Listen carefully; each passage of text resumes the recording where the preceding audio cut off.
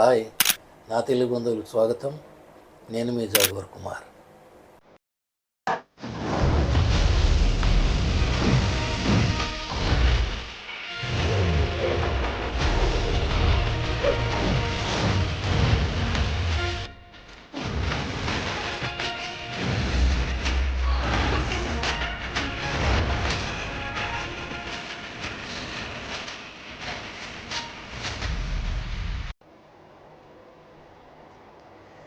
Botany పాఠముంది, matinee ఆట ఉంది, దేనికో ఓటు చెప్పరా. బోటనీ పాఠముంది, మేటనీ ఆట ఉంది, దేనికో ఓటు చెప్పరా. జగడ జగడ జగడ జగడ జా. బాగుంది కదండి, మన శివ టైప్ హెయిర్ స్టైల్. వెనకాల బాపించాను, ఫుల్ శివ టైప్ అన్నాడు.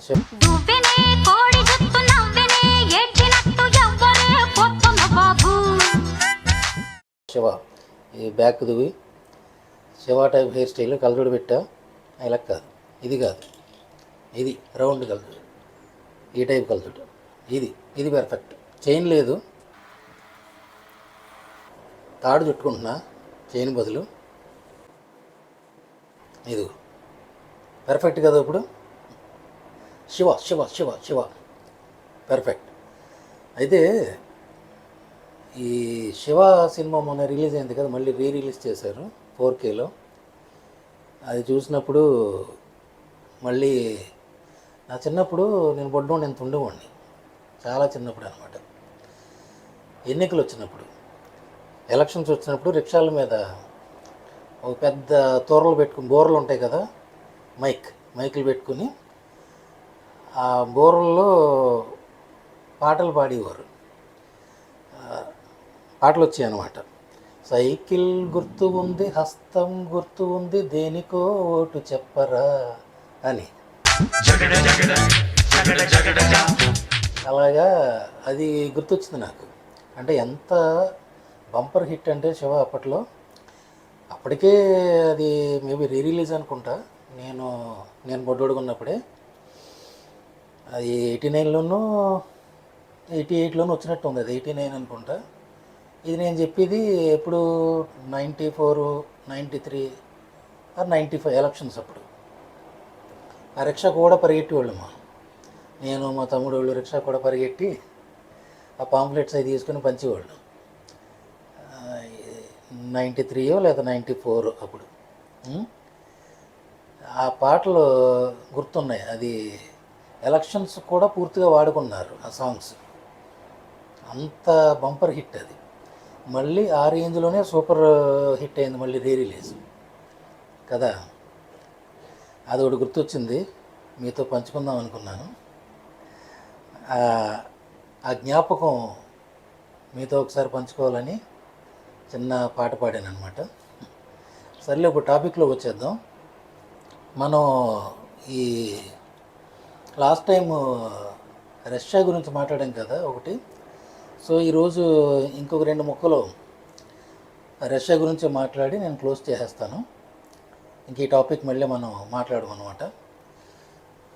అయితే మన వాళ్ళకి ఎందుకు అక్కడ ఫ్లాట్స్ కానీ, ఇళ్ళు కానీ, ఎవరు హాస్టల్స్ కానీ, మీరు మ్యాక్సిమం ఒక 10 హాస్టల్ టచ్ చేస్తే, 10 హాస్టల్స్ టచ్ చేస్తే 10లో ఒకటి అలా ఓకే చెప్తారు. మిగిలినన్నీ ఇండియన్స్ అనేటప్పటికి ఏమో అని చెప్తారు.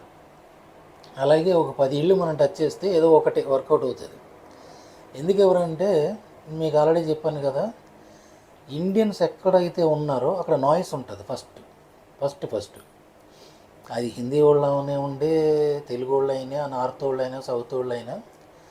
ఈ నార్త్ వాళ్ళు అయితే ఇంకా మరీ ఎక్కువ నాయిస్ ఉంటుంది. బజ బజ బజ బజ అని మాట్లాడుతూ ఉంటారు. ఒక్క ఊరికినే మాట్లాడుకుంటాం, జోకులు వేసుకుంటాం. ఇలాగా అటు కేరళ వాళ్ళు వీళ్ళు ఎక్కువ మాట్లాడుతూ ఉంటారు, తమిళ వాళ్ళు బరబరా మాట్లాడుతూ ఉంటారు, ఈ హిందీ వాళ్ళు అలాగే. సో నాయిస్ ఉంటుంది నెంబర్ 1. నెంబర్ 2 వచ్చి క్లీన్లీనెస్ ఉండదు, తుడుచుకోరు, చెత్త ఎక్కడెక్కడ పడేస్తారు. ఈ సిగరెట్ కాల్ చేసి బెడ్ పక్కన పడేస్తూ ఉంటారు, బెడ్ మీద పడేస్తూ ఉంటారు. ఈ సిగరెట్లు, ఈ మందులు, బీర్లు, మందు బాటిల్స్ తాగి అక్కడే వదిలేస్తారు బాటిల్స్. అది క్లీన్లీనెస్ ఉండదు. 10 రోజులకు ఒకసారి, నెల రోజులకు ఒకసారి స్నానం చేస్తారు. కొంతమంది ప్రబుద్ధులు నెల రోజులకు ఒకసారి స్నానం చేస్తారు. క్లీన్గా ఉండదు. ఇంకోటి ఏంటంటే నేను చూశాను, ఈ లేడీస్ అమ్మాయిలు ఉంటారు కదా, ఈ అమ్మాయిలు అబ్బాయిలు కలిసి ఒకే ఫ్లాట్లోకి వచ్చేస్తారు. ఒకే ఫ్లాట్లోకి వచ్చి ఇద్దరు కూర్చుని, అమ్మాయిలు అబ్బాయిలు కూర్చుని మందు కొట్టడం, సిగరెట్లు తాగటం, రప్ప రప్ప రప్ప రప్ప సిగరెట్స్ తాగేయటం, ఫుల్గా షార్ట్ల మీద షార్ట్లు మందు వేసేయటం. అసలు అక్కడ ఎవడు హస్బెండో ఎవడు వైఫో తెలియదు. ఇద్దరు కలిసి ఏదో రూమ్లోకి వెళ్ళిపోతారు, మరి తర్వాత చూస్తే అదే అమ్మాయి ఇంకో రూమ్లో ఉంటుంది. అంటే ఇది కించపరచాలని కాదండి, నేను చూసింది చెప్తున్నాను. సింధూరం ఉంటుంది కదా, అది ఇక్కడ మొదలెట్టి నొసటి మీద మొదలెట్టి చివరి దాకా పెడతారు. అంత సింధూరం పెట్టుకుని ఫుల్గా మందు కొట్టి, సిగరెట్ల మీద ప్యాకెట్లు తాగి ఫుల్గా మందు కొట్టి రోజుగా ఒక రూమ్లో దూరుతారు. మళ్ళీ సింధూరం ఇక్కడ నుంచి ఇక్కడ దాకా పెడతారు, అందులో ఎక్కడ దగ్గర. అలా ఉంది పరిస్థితి. నేను చాలాసార్లు తలగించుకుని, ఇదేంట్రా బాబు ఇది ఎక్కడా చూడలేదు అనుకుని, నేను చాలాసార్లు తలెల్లా జుట్టు పీక్కుని, వేర్ ఈజ్ అవర్ సనాతన ధర్మం, మన సనాతన ధర్మం ఎక్కడికి వెళ్ళిపోయింది, మన కట్టుబాట్లు, మన ఆచారాలు, పద్ధతులు అన్నీ ఎక్కడికి వెళ్ళిపోయినాయి అని నేను చాలాసార్లు జుట్టంతా పీక్కొని ఏంటిది అని నేను చాలాసార్లు చిరాకు పడిన సందర్భాలు ఉన్నాయి. నేను చాలాసార్లు చూశాను. వాస్తవంగా కొన్ని ఫ్లాట్లలో వాటిలో నార్త్ వాళ్ళు ఎక్కువగా ఈ కనపడుతూ ఉంటాయి. ఇవన్నీ నేను చాలాసార్లు చూసి గమనించాను. సో అందుకు కొంత వాళ్ళు ఇండియన్స్కి ఫ్లాట్లు ఇచ్చినా ఇలాగ అమ్మాయిలు అబ్బాయిలు కలిసి ఉంటామంటే ఎవరు, అందుకు కొంత మనకి ఫ్లాట్స్ దొరకట్లేదు. సో ఇలాగ ఒకటి కాదు, మన వాళ్ళతో ఒకటి కాదు, చాలా తలకాయ పోట్లు ఉన్నాయి. మన వాళ్ళతో చాలా ఉన్నాయి తలకాయ పోట్లు, ఒకటి కాదు. అందుకు మన వాళ్ళని దూరం పెడతారు వాళ్ళు, ఫ్లాట్లు ఎవరు. చివరికి ఇప్పుడు ఈ పొలిటికల్ స్ట్రాటజీలో ఇండియా రష్యా ఫ్రెండ్స్ అంటారు. పొలిటికల్గా ఫ్రెండ్సే, కానీ మన వాళ్ళకి జాబులు ఇవ్వట్లేదు కదా. 10,000 జాబ్స్ ఉన్నాయి, లేకపోతే 1,00,000 జాబులు, 2,00,000 జాబులు అంటున్నారు కదా. ఏవి ఎక్కడ ఉన్నాయి? వర్క్ పర్మిట్లు ఇవ్వట్లేదు కదా ఇండియన్స్కి, ఎందుకంటే లాంగ్వేజ్ బేరియర్. మరి ముఖ్యంగా లాంగ్వేజ్ రాదు, అందుకు వర్క్ పర్మిట్లు ఇవ్వట్లేదు. మీకు ఉజ్బెకిస్తాన్ వాళ్ళకి, తజికిస్తాన్ వాళ్ళకి చాలా విరివిగా ఇస్తున్నారు. వాళ్ళకి అప్లై చేస్తే వర్క్ పర్మిట్ వచ్చేస్తుంది, ఎందుకంటే వాళ్ళకి లాంగ్వేజ్ సెకండ్ లాంగ్వేజ్ రష్యన్ అనేది సెకండ్ లాంగ్వేజ్. చాలా ఈజీగా వాళ్ళతో ప్రాబ్లం ఉండదు. సో మన ఇండియా వాళ్ళకి వర్క్ పర్మిట్లు ఇవ్వట్లేదు, చాలా కష్టం. అది వర్క్ పర్మిట్ రావాలంటే లాంగ్వేజ్ ఉండాలి, లాంగ్వేజ్ సర్టిఫికెట్ ఉంటే వర్క్ పర్మిట్, అది ఒరిజినల్ వర్క్ పర్మిట్ వస్తుంది. ఈ ఏజెంట్స్, ఫేక్ వీసాలు, ఫేక్ వర్క్ పర్మిట్స్ పెట్టి జనాలు మోసం చేస్తారు డబ్బులు తీసుకొని. అటువంటిది కదా నేను చెప్పేది. ఒరిజినల్ వర్క్ పర్మిట్ రావాలంటే మీకు లాంగ్వేజ్ మినిమం A2 ఉండాలి, మినిమం A2 కానీ B1 ఉండాలి మినిమం. ఆ సర్టిఫికెట్, లాంగ్వేజ్ సర్టిఫికెట్ ఉండాలి. అందుకే కొన్ని కంపెనీలు ఇండియాలోనే, ఢిల్లీలో అక్కడక్కడ రష్యన్ స్కూల్స్ ఉన్నాయి. అక్కడ లాంగ్వేజ్ 6 months నుంచి 8 months కోచింగ్ తీసుకుంటే వర్క్ పర్మిట్స్ ఇస్తున్నారు. అర్థమైందా? మీకు లాంగ్వేజ్ రాకుండా అక్కడ ఏమీ చేయలేం, నెంబర్ 1. ఇంకోటి ఏంటంటే కంప్లీట్గా లీగల్గా ఉండాలి. మీకు లాంగ్వేజ్ ఎంతో కొంత వచ్చి లీగల్గా డాక్యుమెంట్స్ మెయింటైన్ చేస్తే వీసాలన్నీ వస్తే మంచి జీతాలు బాగానే ఉండొచ్చు, బతకొచ్చు బాగానే. ఇంటికి దగ్గర 40-50 వేలు మినిమం పంపించుకోవచ్చు లాంగ్వేజ్ వస్తే, లీగల్గా ఉంటే, కంప్లీట్గా లీగల్గా మెయింటైన్ చేస్తే. అయితే ఇప్పుడు చాలామంది, కొన్ని వందల మంది బిజినెస్ వీసా మీద వస్తున్నారు. అది బిజినెస్ వీసా వేసుకుని వస్తే ఈజీగానే వదిలేస్తున్నారు ఎయిర్పోర్ట్లో, ఎందుకంటే వాళ్ళకి తెలుసు వీళ్ళు పని చేసుకోవడానికి వచ్చారని. మీకు లేబర్ వాళ్ళు కూడా బిజినెస్ వీసా వేసుకుని వస్తే ఎందుకు వదులుతారు? వేరే కంట్రీస్ అయితే వదలరు కదా, వాళ్ళకి తెలిసి పని చేసుకోవడానికి వచ్చిన వాళ్ళు. అయితే ఇప్పుడు బిజినెస్ వీసా మీద వచ్చిన వాళ్ళు ఏం చేస్తున్నారంటే, యాక్చువల్ రూల్ ప్రకారం అయితే బిజినెస్ వీసా మీద వస్తే కంపల్సరీగా బిజినెసే చేయాలి, ఇలా జాబులు చేయకూడదు. అయితే అక్కడ చిన్న మతలబు ఉంది. ఆ మధ్య 2024లో ఇల్లీగల్ మైగ్రెంట్స్ ఎక్కువైపోయారని రష్యన్ ప్రెసిడెంట్ ఏం చేశారంటే, ఇల్లీగల్ మైగ్రెంట్స్ అందరూ లీగల్ చేసుకోవచ్చు అని దానికి రూల్ పెట్టాడు. ఒక రూల్ పాస్ చేసి దానికి ఇంటర్నల్ అఫైర్స్ నుంచి ఒక గ్రీన్ కార్డ్ ఇస్తారు. వాళ్ళ ఫింగర్ ప్రింట్స్, మెడికల్స్ అన్నీ తీసుకుని అంటే గ్రీన్ కార్డ్ ఇస్తారు. అలాగే ఒక రెడ్ కార్డ్ ఇస్తారు. ఆ red card, green card 5 years validity ఉంటుంది. అంటే 5 ఏళ్ళు నేను ఇక్కడ ఉన్నాను రా బాబు అని అలా చెప్పుకుంటానికి వీళ్ళు బయోమెట్రిక్స్ ఇస్తారు, మెడికల్స్ ఇస్తారు. అంటే వాళ్ళ డేటాబేస్లో వీళ్ళు లీగల్గా ఉంటారనమాట. అంతేగాని వీసాతో సంబంధం ఉండదు. మన దేశానికి, ఇండియాకి వీళ్ళకి వీసాలు కంపల్సరీ. మళ్ళీ అది ఓన్లీ లీగల్ కార్డ్స్ అంతే, వీసాతో సంబంధం ఉండదు. అర్థమైందా? అది పెట్టుకుని చాలామంది వచ్చి పని చేసుకుంటున్నారు, పనులు చేసుకుంటున్నారు. మన దేశం మీద అంత ప్రేమ ఉంటే వీసా ఫ్రీ చేయమనండి, వీసా తీసేయమనండి. ఆ వీసా తీసేస్తే ఉజ్బెకిస్తాను, తజికిస్తాను, అర్మేనియా వాళ్ళలాగా వీసా తీసేస్తే ఆ గ్రీన్ కార్డు, రెడ్ కార్డు పెట్టుకుని పని చేసుకుంటారు. అంటే వీసా పెడతారు, వీసా ఉంటుంది, ఇవన్నీ లిటిగేషన్స్ అన్నీ పెడతారు. పైగా మాకు 10 లక్షల మంది కావాలి, 20 లక్షల మంది కావాలంటారు. ఇది పొలిటికల్ స్ట్రాటజీయే కదా, జనాలు ఎరుపప్పలు చేయటమే కదా. అంత ప్రేమ ఉంటే మన దేశం మీద వీసా తీసేయమనండి. వీసా తీస్తే మరీ సులువు కదా, ఈజీ కదా. అబ్బేవే అది తీరు. అర్థమైందా? సో బిజినెస్ వీసా మీద వచ్చిన వ్యాలిడ్ వీసా, రిజిస్ట్రేషను, లీగలైజేషన్స్, ఇవి గ్రీన్ కార్డ్స్ ఇవన్నీ ఉంటే నాకు తెలిసి వర్క్ చేసుకోవచ్చు, పెద్ద ప్రాబ్లం ఉండదు. నాకు తెలిసి చేసుకోవచ్చు. కాకపోతే వ్యాలిడ్ వీసా ఉండాలి. మీకు ఇక్కడ మెయిన్ ఏంటంటే registration, valid visa, valid immigration card ఉంటే మీకు ఎటువంటి ప్రాబ్లం ఉండదు.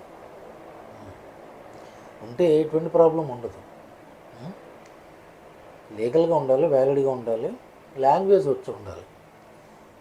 మినిమం లాంగ్వేజ్ వచ్చి ఉంటే ఈవెన్ బిజినెస్ వీసా అయినా పర్వాలేదు, చేసుకోవచ్చు. లీగల్గా రూల్స్ ఫాలో అవుతాయి.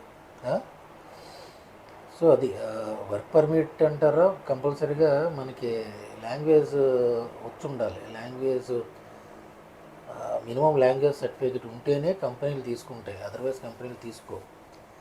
చాలామంది బిజినెస్ వీసా మీద చాలా స్మూత్గా వచ్చి అన్నీ చేసుకుంటున్నారు, లీగల్ వీసాలు పెట్టుకుని వర్క్ చేసుకుంటున్నారు. Not bad. మీకు లాంగ్వేజ్ వస్తే రావచ్చు, నాట్ బ్యాడ్, చేసుకోవచ్చు. ఎవరైనా కానీ ఏదో 1 సంవత్సరం, 2 సంవత్సరాలు, 3 సంవత్సరాలు సంపాదించుకొని ఇంటికి పంపించుకొని తిరిగి వెళ్ళిపోతాం అనుకున్న వాళ్ళకి ఇది ఒక ఆప్షనే.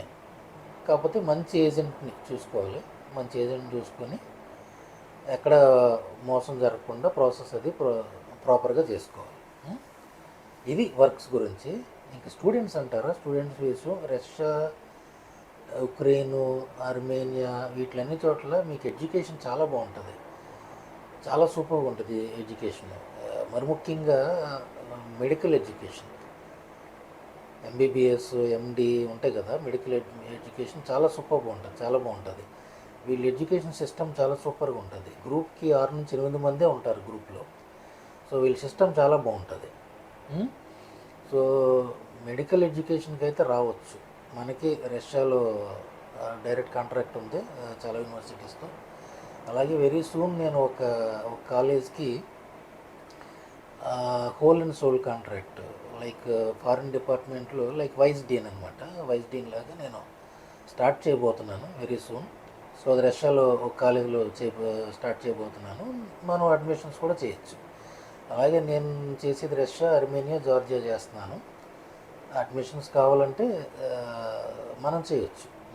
యుక్రెయిన్ అంటే ఇప్పుడు యుద్ధం ఉంది కాబట్టి మనం ప్రస్తుతానికి ఆపాం.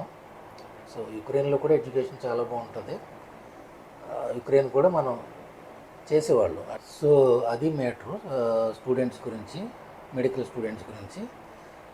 వర్కర్స్ గురించి మీకు ఇందాక చెప్పాను కదా, legal visa, legal immigration card, green కార్డులు, రెడ్ కార్డు, రిజిస్ట్రేషన్ ఇవన్నీ ఉంటే చేసుకోవచ్చు. అయితే వేరే దేశాల్లో రేసిజం గురించి మనం మాట్లాడుతున్నాం. యాక్చువల్గా ఇండియాలో చాలా రేసిజం ఉంది. ఇండియాలో ఉన్నంత రేసిజం ప్రపంచంలో ఎక్కడా లేదు. ఇండియాలో ప్రాంతానికి ప్రాంతానికి మధ్య రేసిజం, కులానికి కులానికి మధ్య రేసిజం, మతానికి మతానికి మధ్య రేసిజం. ఈ మధ్య మతం రేసిజంతో పాటు మతం ఉన్మాదంగా తయారైంది. ఏ మతంలో అయినా ఉన్మాదులైపోయారు. ఒకడొచ్చి ఒక మతాన్ని గొర్రె అంటాడు, ఇంకోడు వచ్చి ఇంకో మతాన్ని బర్రె అంటాడు, ఇంకోడు వచ్చి ఇంకో మతాన్ని ఒంటె అంటాడు. ఇలాగా మతాల మధ్య ఉన్మాదం పెంచుకుంటున్నారు. మత ఉన్మాదం బాగా పెరిగిపోయింది.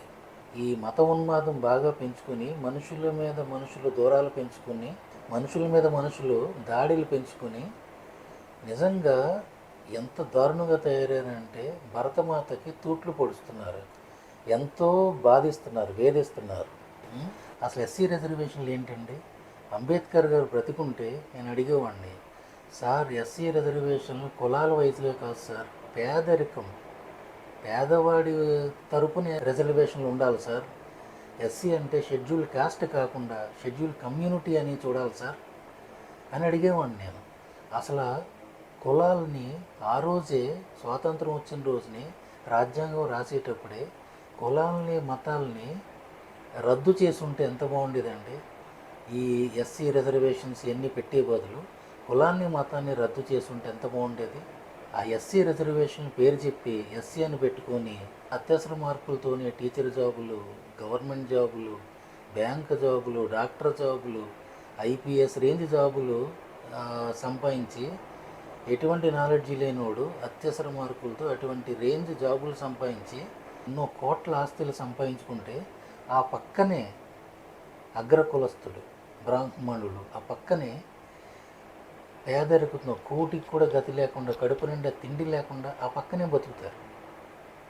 ఎంత అన్యాయం సార్! ఇది ఎక్కడ న్యాయం? ఇది ఎక్కడ న్యాయం? పేదవాడికి రిజర్వేషన్లు ఇవ్వకుండా కడుపు నిండిన వాడికి, ఒళ్ళు బలిసిన వాడికి రిజర్వేషన్లు ఇవ్వటం ఏంటి సార్? ఇది వీళ్ళేమో ఆస్తులు రిజర్వేషన్ పేరు చెప్పి రాయితీలు పొంది ఆస్తులు సంపాదించుకుంటారా? పేదవాడు పక్కనే కడుపుకి తిండి లేకుండా, పిల్లలకి బట్టలు కొనివ్వలేకుండా, పిల్లలకి ఓ పూట తిండి పెట్టనివ్వకుండా ఎన్నో కష్టాలు పడతాడు. వాడు చేసిన తప్పు ఏంటి? అగ్రవర్ణుడు అవటమా చేసిన తప్పు? అసలు ఈ కులాలు ఏంటి సార్? వాడు బ్రాహ్మణుడైనా, అతను బ్రాహ్మణుడైనా లేదంటే అగ్రవర్ణుడైనా ఆయన చేసిన తప్పు? అలా పుట్టడం తప్పు చెప్పండి. ఎస్సీ అని ఎవరికి ఉండాలంటే షెడ్యూల్ క్యాస్ట్గా షెడ్యూల్ కమ్యూనిటీ అని పేదవాడికి ఉండాలి సార్. పేదవాడికి అందాలి రిజర్వేషన్స్, అర్థమైందా? అంతేగాని కడుపు నిండిన వాడికి అందకూడదు సార్ రిజర్వేషన్స్. నేను తణుకులో ఉన్నప్పుడు, నా చిన్నప్పుడు శివాలయంలో ఒక పూజారి గారు ఉండేవారు, పెద్ద ఆయన పాపం కుటుంబాన్ని పెంచడానికి ఎంత ఇబ్బంది పడేవాడు. పేదరికం, కడుపు నిండా తిండి లేకుండా చాలా ఇబ్బంది పడేవారు పూజారి గారు. ఆ పూజారి గారికి నేను రోజు మా ఇంట్లో నేను మొక్కలే పెంచేవాడిని. రోజు బెండకాయలు, కూరగాయలు, వంకాయలు, చిక్కుడుకాయలు కోసి తీసుకెళ్ళి ఆయనకి ఇచ్చేవాడిని. ఎంత పేదరికంలో ఉండేవారో పాపం ఆయన. నేను అటువంటి వాళ్ళని చాలామందిని చూశానండి పేదరికంలో. అగ్రవర్ణ వాళ్ళని ఎంతోమంది పేదరికంలో చదువుదామంటే గోల్డ్ మెడల్ సంపాదించిన రిజర్వేషన్ లేక ఉద్యోగాలు దొరికి కాదు, అర్థమైందా? అదే అత్యవసర మార్కులో సంపాదించిన అటువంటి జస్ట్ పాస్ గాళ్ళకి కూడా ఈ రిజర్వేషన్ ఎస్సీ పేరు చెప్పి పెద్ద పెద్ద ఉద్యోగాలు దొరికాయి. ఇది ఎక్కడ న్యాయం సార్? పేదరికాన్ని రూపుమాపాలంటే పేదవాళ్ళకి రాయితీలు కల్పించాలి, పేదవాళ్ళకి రిజర్వేషన్స్ ఇవ్వాలి. రిజర్వేషన్ కులపరంగా కాదు, కమ్యూనిటీ పరంగా, పేదరికం పరంగా రిజర్వేషన్స్ ఇవ్వాలి. అప్పుడు దేశం బాగుపడుతుంది. దేశంలో కులాలన్నీ తీసేయాలి.